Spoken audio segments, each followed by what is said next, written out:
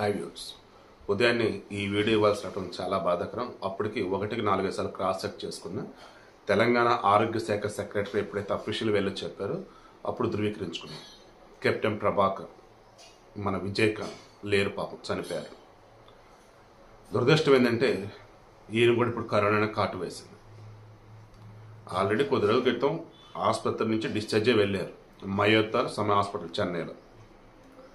Again నిన్న మరలా ఆసుపత్రికి అడ్మిట్ అయిన మూమెంట్లో రెగ్యులర్ చెకప్ 2 డేస్లో డిశ్చార్జ్ అవుతారా అన్నారు. బట్ ఆయన శ్వాస సంబంధిత సమస్యలతో అడ్మిట్ అయి ఉన్నాడు, అది కూడా వెంటిలేటర్ మీద చికిత్స. తీరా చూస్తే కరోనా అటాక్ అయ్యి ఇంటర్నల్గా బాగా సివియర్గా డ్యామేజ్ అయిపోయినాయి లంగ్స్ అవన్నీ కూడా. పాపం కన్నుమూశారు. విజయరాజ్ అలగర్ స్వామి 1952 ఆగస్టు 25న జన్మించారు.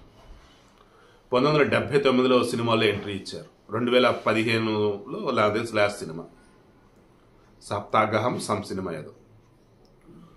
రాజకీయంగా అంటే 2005లో డిఎండికే పార్టీ పెట్టారు.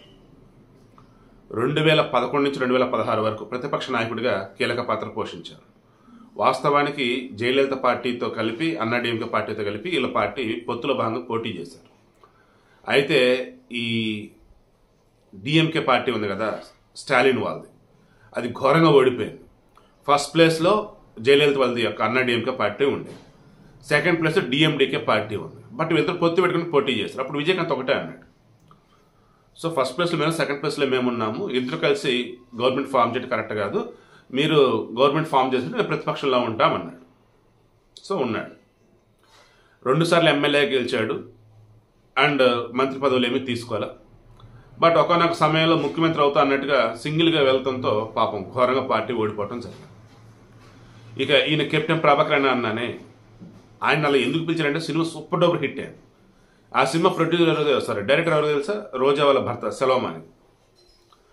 ఈయన వచ్చేసి 20కి పైగా సినిమాలలో పోలీస్ ఆఫీసర్గా నటించున్నాడు.